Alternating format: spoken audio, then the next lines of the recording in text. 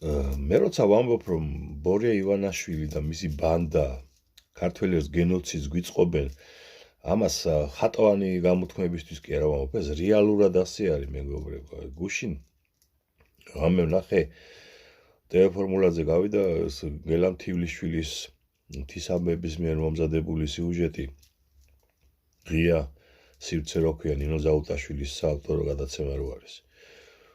კატასტროფა არის რა, ეს ოქროს მომპოვებელი კომპანია RMG, ეს ბორიასი და პლუს რუსი ქვია ბიზნესმენების, პუტინის გარემოცვის ხალხი არის ეს მოკლედ. წელიწადში წმინდა მოგებას ნახულობენ 320 მილიონი ლარის.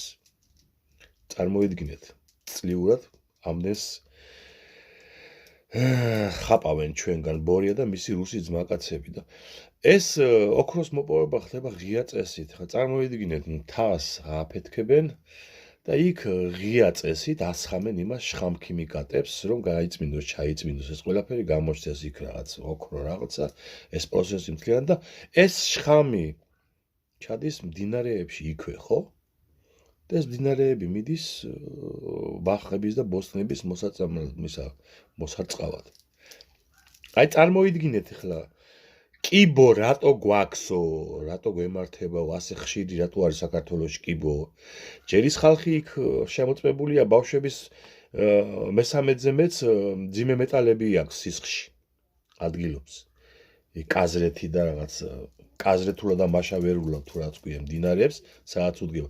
მე იქიდან მოყვანილი ბაღჩეული და ბოსტნეული და რა ვიცი, მთელი თბილისი მარაგდება ძმაო იქიდან და ჩვენ ჭამთ ამას, ხო? ამას დაამატე სამშენებლო მაფია. თქვენ როგორ გონიათ ახლა ყველა კუთხე კონჭულს ეს კორპუსები რომ შენდება, ეს საწარმოო მტვერს არ აფრქვევს ჰაერში, თბილისში ჰაერში რა უბედურება ტრიალებს, ცალკე ეს მილიონი მანქანა, ცალკე გამონაბოლქვია, რა ვიცი. კრემატორიუმში ვარ, ჩვენ შვილებს გვიკლავენ, ამიტომ გეუბნებით რომ გენოციდს გვიწყობს ბორია, რომ თავისთვის ფული იშოვოს ოღონდ. და თვითონ ხან იმაში რა ქვია, ბორჯომში და ხარაგაულებში იქ გამოკეტილი და ხან შავიზღვისპირეთში. თვითონ არ ცხოვრობს აქ ქალაქში და არც იმას ჭამს, სადაც ჩვენ ჭამ და ჩვენ ვაჭმევთ ჩვენ შვილებს. აი ეს არის